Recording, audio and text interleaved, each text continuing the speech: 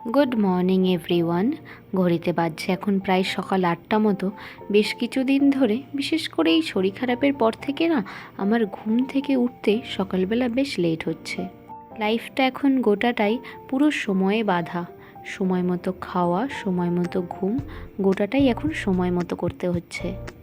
তাই ভাবলাম এই রকম সময়ে বাঁধা একটা দিন তোমাদের সাথে শেয়ার করি। সকালবেলা ঘুম থেকে ওঠার পর প্রায় 5 থেকে 10 মিনিট আমার বিছানাতেই কাটে। বিছানাতে বসে বসেই একবার ঠাকুরকে নমস্কার করে নিই, কিন্তু আর বসে থাকলে হবে না। ঘড়ির কাঁটা তো বনবন করে ঘুরছে।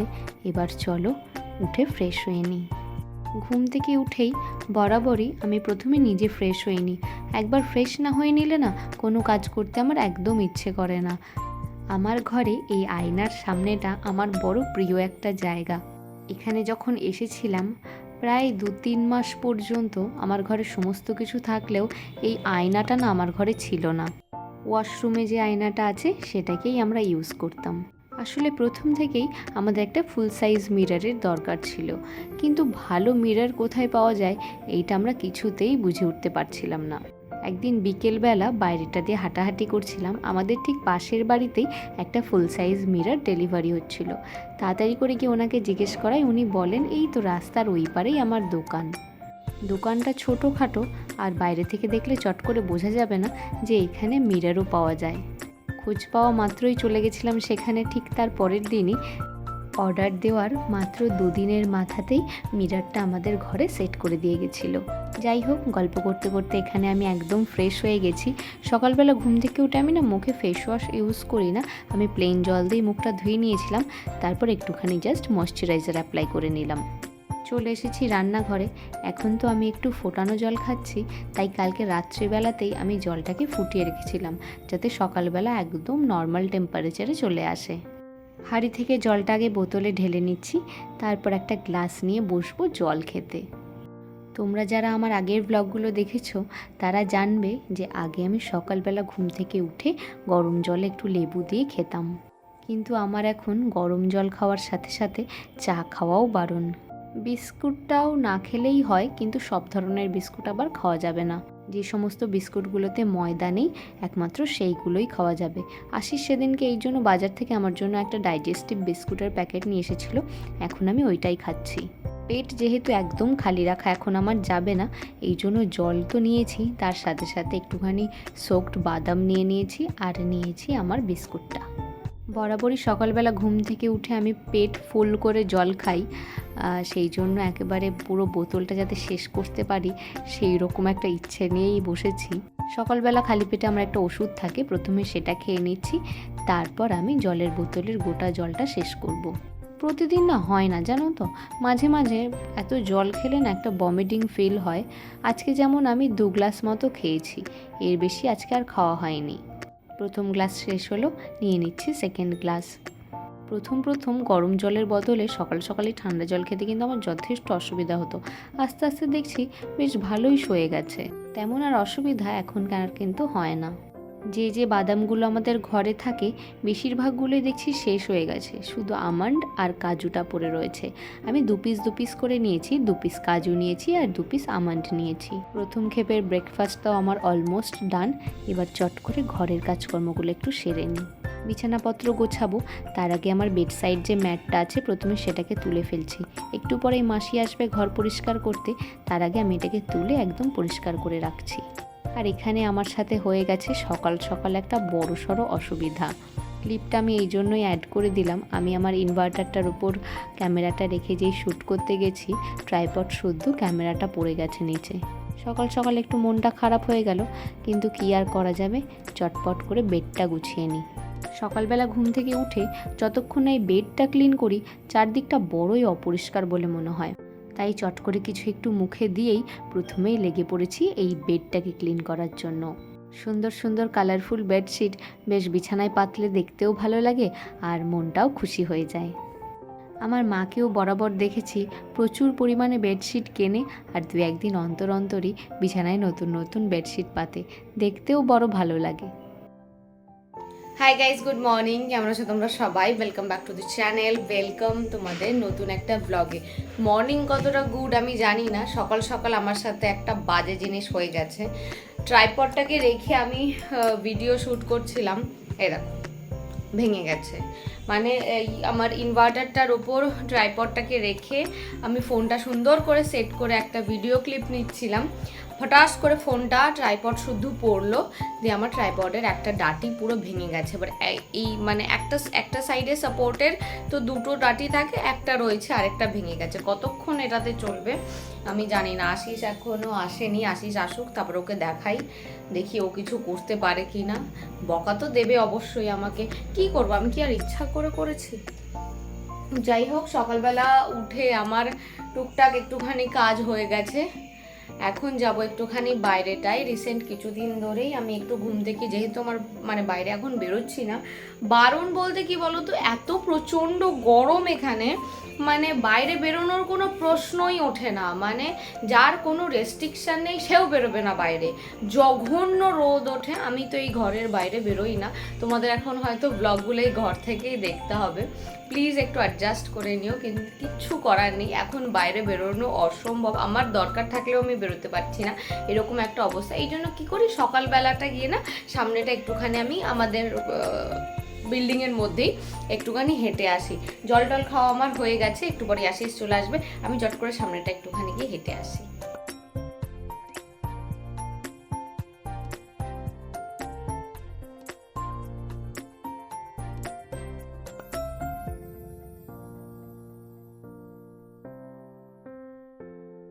আমার চোখ মুখ দেখেই তোমরা হয়তো বুঝে গেছো আজকে বাইরের পরিস্থিতিটা কী।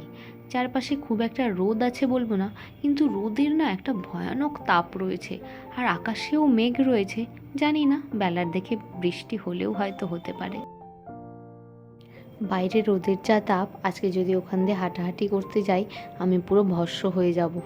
চলে এসেছি ঘরে, চলো চটপট করে আজকের ব্রেকফাস্টটা বানিয়ে নেওয়া যাক। মা ফোনে বললো আমাদের ওই দিকটাতে নাকি এখন প্রচণ্ড বৃষ্টি হচ্ছে, মানে এত বৃষ্টি যে বাইরে বেরোনোর উপায় নেই। অথচ দেখো এখানে বৃষ্টির কোনো দেখাই নেই। আজ তো বর্ষাকাল চলে গেল, কিন্তু এইরকমও একটা সপ্তাহ গেল না যে 2-3 দিন ধরে টানা মুষলধারে বৃষ্টি হচ্ছে। আমি যে এতদিন এখানে ছিলাম না, তাও এসে আশিসের কাছে শুনলাম এখানে কোনো বৃষ্টিই হয়নি।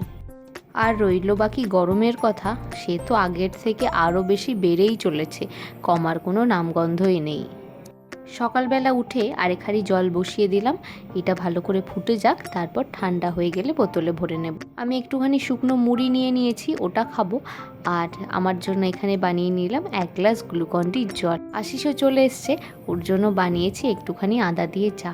চলো দুজনা মিলে বসে বসে আগে চা খেতাম, এখন একজনের চা একজনের গ্লুকন-ডি খাবো।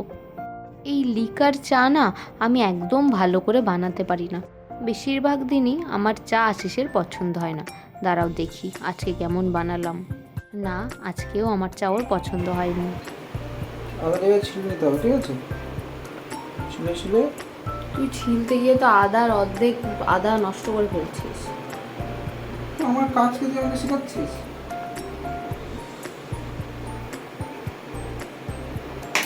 ছেলা হয়ে গেল, যে যতটুকু ছেলা হয়ে গেল কেটে নিলাম, দিয়ে এটা বাকিটুকু রেখে দিলাম, যে ছেলা ভাগটুকু এখানে দিলাম, দিয়ে ভালো করে ছেলে করতে হবে। ঠিক আছে, ভালো খেতে হয়ে গেল। এবার আদাটা এখন দেওয়া যাবে না, জলটা ফুটুক তবে দেবা। আমার চা তার মানে তোর পছন্দ হলো না? না, এবার দিয়ে দাও। ততক্ষণ ফুটে যতক্ষণ ওটা হলুদ সবুজ সবুজ কালার না আসে। আদা থেকে সবুজ কালার বেরোয়? কেন, আদাতে কি রং দেওয়া থাকে? না, তাহলে ফ্লেভার আসবে। তাহলে সবুজ কালার কি করে বেরোবে? যখন জলটা হালকা হালকা সবুজ হবে তখন জল সবুজ, চায়ের জল প্রথমে সবুজ হবে তারপর চা দেবো? দেখো তুমি আজ পর্যন্ত তো তুই ক চামচ চিনি খাস? আমি বড় চামচের 2 চামচ খাই, এটা ছোট ছোট তো তাই 4 চামচ। এত চিনি খাওয়া কিন্তু উচিত না। যেই বয়সে যেটা খাওয়ার সেই বয়সে সেটা খেতে হবে। 40 বছরের পর আমাকে সাধারণ জীবন যাপন করতে হবে। এটাকে তোকে কে বলেছে, তোর শ্বশুর? আমি হঠাৎ করে ভাবছি এই ডায়লগটা তো বাপি আমাকে বাড়িতে দেয়। ও তোকেও ফোনে একবার দিয়েছে? তো তোকে তোর কথা বলছিল। ঠিক আছে, তুই চা কর। চাটা শিখিয়ে দিয়ে শেখে না ভালো করে। এখন ফুটছে, দেখো প্রথমে আদাটা ভালো করে ফুটবে, হলুদ কালার হবে, সবুজ কালার হবে, তারপরে চিনি দেবো, তারপরে সামান্য পরিমাণ চা পাতা নিয়ে, ঠিক আছে, ব্যাস বন্ধ করে দেবো। তারপরে দেবো একটু ব্ল্যাক পেপার পাউডার। হ্যাঁ, হেই, লঙ্কার গুঁড়ো। এবার চাটা সুন্দর করে এই তো প্রফেশনাল চা চা এক্সপার্ট হয়ে গেছিস। চাটা সুন্দর করে ঢেকে দাও। চালের কালারটা দাও। সত্যি সুন্দর হয়েছে রে, গন্ধটাও ভালো বেরোচ্ছে। মশলা চায়ে গন্ধ বেরোচ্ছে। তুমি পারবে না কিছু। চা ভালো করে বানাতে পারি না বলে আজকে ঘাট ধরে পাশে দাঁড় করিয়ে চা বানানো শিখিয়ে ছাড়লো। দেখা যাক পরের বার থেকে আমি ভালো করে বানাতে পারি কিনা। ব্রেকফাস্টে আজকে বানাচ্ছি একটুখানি ওটসের উপমা। বাড়িতে থাকলে এর মধ্যে একটুখানি তো কারি পাতা ফোড়ন দিতাম, কিন্তু এবার ভেবেছিলাম বাড়ি থেকে আসার সময় একটা কারি পাতার ডাল নিয়ে আসবো, দিয়ে আমাদের ছাদে একটা টবে লাগিয়ে পুঁতে দেবো। কিন্তু আসার সময় এত তড়িঘড়িতে কিচ্ছু মনে নেই, একটা গাছও আমি আনতে পারিনি। তো অল্প করে তেল দিয়েছি, যে তেল দেখে তোমাদের সাথে সাথে আমারও গা জ্বলে যাচ্ছে। মানে এইটুকু তেল দেওয়ার থেকে না দেওয়া ভালো। তেলের মধ্যে অল্প করে দিয়েছিলাম একটুখানি গাজরটা হালকা ভাজা ভাজা হয়েছে, তারপর ওটসটা দিয়ে একটুখানি নুন হলুদ দিয়ে জল দিয়ে ফুটিয়ে নিয়েছি। ওটস আমার এখানে পুরোপুরি রেডি হয়ে গেছে, বাটিতে নিয়ে নিচ্ছি। এইটুকু বাটিতে নিচ্ছি কারণ আশিস এই সমস্ত ছাইপাশ খাবে না, আমাকেই খেতে হবে এটা। ওকে ভালো করে শসা পেঁয়াজ আর চানাচুর দিয়ে মুড়ি মেখে দিয়েছিলাম, ও ওটাই খেয়ে নিয়েছে। এর আগেই তোমাদের বলেছিলাম যে ব্রেকফাস্টের পর এখন আর একটা না বেশ কিছু ফল আমরা খাচ্ছি, তো সেগুলোই কেটে নিয়েছি। আর আজকে ফলের মধ্যে আছে বাড়ি থেকে আনা সেই আঙুরগুলো, গোল গোল লাল লাল আঙুর, আর তার সাথে আছে আপেল আর আছে মুসাম্বি লেবু। একটা প্লেটের মধ্যেই দুজনারটা কেটে নিয়েছি, দুজনে মিলে বসে বসে এখন একটুখানি ফল খাচ্ছি। এত মেনটেন করে তো আগে খাওয়া হতো না, কিন্তু রিসেন্ট কিছুদিন ধরে না সত্যি কথা বলতে শরীরে কোনো প্রবলেম নেই, সমস্ত কিছু মেনটেনভাবে টাইমলি হচ্ছে, তো কোনো অসুবিধাও কিন্তু নেই। একদিকে যা হয়েছে মনে হয় ভালোই হয়েছে। বাড়িতে মা একদিন আমলকির জুস করে খাইয়েছিল। এটা যেমন স্কিনের জন্য ভালো, তার চেয়েও ভালো হেয়ারের জন্য, আর কিডনির জন্য এটা খুব উপকারী। এর জন্য এখানে এসেও আমরা এই আমলকির জুসটা কন্টিনিউয়াসলি খাচ্ছি। তবে এই আমলকিটা না বাজার থেকে কিনে আনিনি, যে মাসি আমাকে সমস্ত কাজে হেল্প করে সে ওই সামনের গাছ থেকে পেড়ে নিয়ে এসেছে। প্রতিদিন কাজে আসার সময় একটা দুটো করে আমলকি আমাদের জন্য নিয়ে আসে। দুটো বড় বড় আমলকি হলেই আমাদের হয়ে যায়, তাও আমি বারণ করেছি, কার গাছ প্রতিদিন নিয়ে আসা তো ঠিক না, কিন্তু মাসি তাও দুটো চারটে করে আমাদের জন্য নিয়ে আসেন।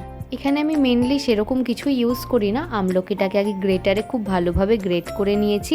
এইবার একটা কাপের মধ্যে আমলকিটা নিয়ে নিলাম, আর তার মধ্যে দিয়ে দিয়েছি অল্প করে একটুখানি বিট নুন। হামানদিস্তার যে লাঠিটা আছে না, ওইটা দিয়ে আমলকিটাকে ভালো করে একটুখানি ম্যাশ করে নিচ্ছি। আমলকির রসটা যেই বেরিয়ে যাবে দিয়ে দিচ্ছি জল, ভালো করে একবার নাড়িয়ে নিলেই হয়ে গেল আমলকির জুস। রান্না আমার অলরেডি চলছে, আর সাইডে দাঁড়িয়ে দাঁড়িয়ে আমি আমলকির জুসটা খেয়ে নিচ্ছি। এই রান্না করতে করতে আমাকে সমস্ত কাজ করতে হবে, না হলে না শেষে রান্না করতে লেট হয়ে যায়, তারপর খাওয়া দাওয়া করতেও প্রচুর লেট হয়ে যায়। স্নান টান করে একদম ফ্রেশ হয়ে গেছি, আর আমি আজকে স্নান টান করে উঠে পড়েছি এই শাড়িটা। হাতে গোনা কয়েকটা শাড়ি এখানে আছে, আজকে ভাবলাম স্নান করে উঠে একটুখানি শাড়ি পরা যাক। তবে আশিসকে সারপ্রাইজ দেওয়ার একটা প্ল্যান ছিল, কিন্তু শাড়ি পরার আগেই না ও চলে এসেছে। খাওয়া দাওয়া আমাদের হয়ে গেছে, আজকে একদম সিম্পল লাঞ্চ মেনু ছিল, ভাত, মুসুরির ডাল আর হচ্ছে আলু চোখা। একদম মানে আমি তো সিম্পলি খাই, আজকে আশিসও এগুলো খেতেই ভালোবাসে, আজকে ও এটা খেয়েছে। শাড়ির তো আজকে পরেছি তোমরা দেখতেই পেলে। আর খাওয়া দাওয়া করে আজকে এসেছিলাম একটু বাইরে ফর আ চেঞ্জ। আজকে এখানে হচ্ছে বৃষ্টি, প্রচুর কিছু বৃষ্টি হচ্ছে না, তবে ঝিরঝির করে বৃষ্টি হচ্ছে। আমাদের ওখানে শুনছি প্রচুর বৃষ্টি হচ্ছে, কিন্তু এখানে অল্প বিস্তর বৃষ্টি হচ্ছে। ওকে আমি বৃষ্টি দেখানোর নাম করেই ডেকে নিয়ে এসেছিলাম। দু চারটে ভালো ছবিও তুলে দিয়েছে। শাড়িটারি পরেছি কষ্ট করে। হেঁটে হেঁটে একদম ইয়েতে যাচ্ছে, বলবো হ্যাঁ, ওরা হেঁটে হেঁটে কত দূর যাচ্ছে। কত ভালো তো যাবে এরা। শাড়িটারি পরেছি কষ্ট করে, দুটো ছবি না তুললে হয়, তাই ওকে ডেকে নিয়ে এসেছিলাম কি চল বৃষ্টি দেখবো, দিয়ে দুটো ছবি তুলেছি, একটু রেগে গেছে। না আমি মোটেও রাখি না রগিনী কতগুলো কথা শোনালো, এই ছবি তুলতে রেখেছিলি, ছবি তুলতে চল চল চল। এরা নেচারকে ফিল করতে পারে না আমার মতো। আমি বৃষ্টি পড়ছে বলে শাড়ি পরে নেচারকে ফিল করছি। সকালের দিকে চারপাশটা যথেষ্ট গরম থাকলেও বিকেলের দিকে দেখছি ছিপছিপ করে একটু বৃষ্টি পড়ছে।